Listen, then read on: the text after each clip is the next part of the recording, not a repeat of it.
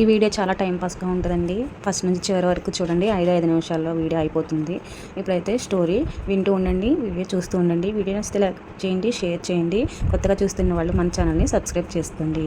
Story వచ్చేసి మళ్ళీ చిగురించిన బంధం అండి. మనం ఫస్ట్ నుంచి వీడియోలు చూస్తే మీకు స్టోరీ అర్థమవుతుంది. ఇప్పుడైతే స్టోరీలోకి వెళ్ళిపోదాం. కార్తిక్ తల్లికి ఒక్కసారిగా పాత జ్ఞాపకాలు గుర్తుకొచ్చాయి. అవమానం, కోపం కట్ల తెంచుకున్నాయి. ఎవరు ఆ పారిపోయిన పిల్ల? మళ్ళీ నీకెందుకు ఎదురైంది? ఆ దరిద్రం, దానివల్ల మన కుటుంబం ఏమైపోయిందో మర్చిపోయావా? మీ నాన్నగారు ప్రాణాల మీదకు తెచ్చింది, మన కుటుంబాన్ని అవమానపాలు చేసింది. ఇన్నేళ్ల తర్వాత ఇప్పుడు మళ్ళీ నిన్ను వెతుక్కుంటూ ఎందుకు వచ్చింది? ఆమె గొంతు వణుకుతుంది. అందులో కసి, వేదన స్పష్టంగా తెలుస్తున్నాయి. కార్తిక్ మెల్లగా దగ్గరికి వెళ్ళి అమ్మ చేతులు పట్టుకున్నాడు. అమ్మ కూల్, తను మనల్ని వెతుక్కుంటూ రాలేదు, అనుకోకుండా కలిసింది. ఆ రోజు తను చేసిన తప్పు ఏంటో ఇప్పుడు తనకి పూర్తిగా అర్థమైందమ్మా. తన వల్ల మన ఫ్యామిలీ ఎంత సఫర్ అయిందో తెలిసిన చాలా గిల్టీ ఫీల్ అయ్యింది. తను ఫీల్ అయితే మనం పడ్డ బాధంతా మర్చిపోవాలా కార్తిక్? మళ్ళీ నువ్వు దాన్ని కలవడం నాకు ఇష్టం లేదు, నువ్వు వెళ్ళొద్దు, కార్తిక్ నచ్చజెప్తూ అన్నాడు. అమ్మ, ఆ రోజు అలా జరగడం వల్లనే నేను కెరియర్ మీద ఫోకస్ చేయగలిగాను. ఇప్పుడు అంతా బాగున్నాం కదా, పాత కోపాలు ఇంకా మనసులో పెట్టుకుని ఏం సాధిస్తాం చెప్పు? తన మనస్ఫూర్తిగా సారీ చెప్పి ఒక ప్రాపర్ గుడ్ బై చెప్పాలనుకుంటుంది. జస్ట్ ఒకసారి కలిసి మాట్లాడేసి వచ్చేస్తా. కార్తీక్ మాటల్లో ఉన్న మెచ్యూరిటీ చూసి ఆమె ఏమీ మాట్లాడలేకపోయింది. త్వరగా వచ్చి అని మాత్రమే చెప్పింది. పక్కకు తప్పుకుంది. కార్తిక్ కారు తీసుకుని బయటకు వెళ్ళాడు. సాయంత్రం 7 గంటల సమయంలో ఆర్కే బీచ్ దగ్గర జనాలు సందడి నెమ్మదిగా తగ్గుతుంది. సహస్ర చెప్పిన చోటుకి ఒక సిమెంట్ బెంచ్ మీద కూర్చున్నాడు. సాయంత్రం సముద్రం వైపు చూస్తున్నాడు. కారు వచ్చి ఆగిన శబ్దం వినగానే ఆమెలో చిన్న కంగారు. కార్తిక్ నడుచుకుంటూ వచ్చి ఆమె పక్కనే కూర్చున్నాడు. కాసేపు ఇద్దరు మధ్య మాటలు లేవు. సముద్ర అలలు శబ్దం తప్ప ఇంకేమీ వినిపించడం లేదు. ఆ మౌనం కొంచెం బరువుగా అనిపించి అందులో ఒక కొత్త ఆశ కూడా ఉంది. వచ్చినందుకు థ్యాంక్ యూ కార్తిక్. అసలు నువ్వు వస్తావని నేను లోపల భయపడుతూనే ఉన్నాను అంది సహస్ర. అలల వైపు చూస్తూనే చెప్పా కదా వస్తానని అన్నాడు కార్తిక్ క్యాజువల్గా నవ్వుతూ.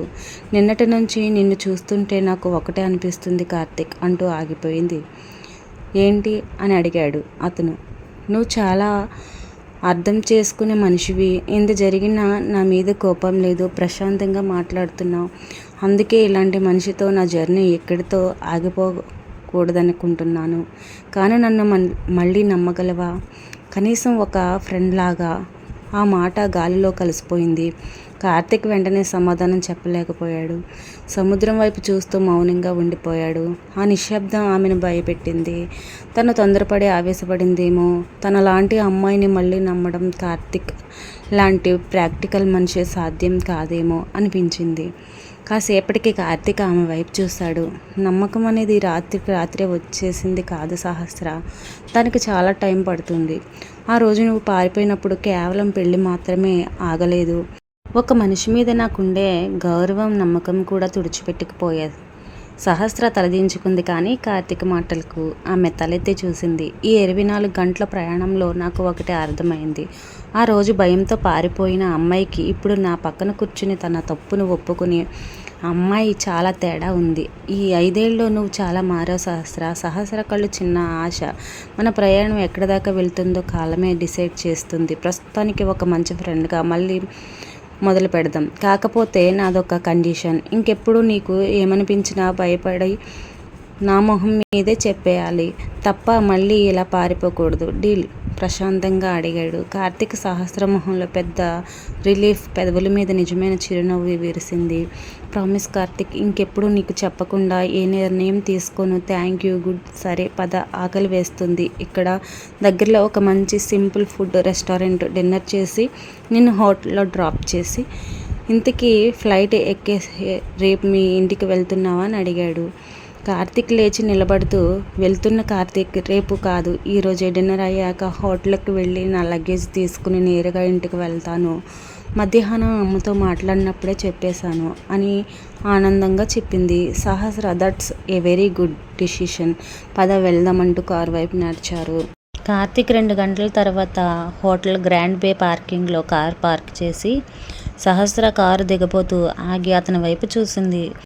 స్టోరీ అయితే చాలా అంటే చాలా ఇంట్రెస్ట్గా ఉంది కదండి. మిగతా స్టోరీ నెక్స్ట్ వీడియోలో అప్లోడ్ చేస్తాను.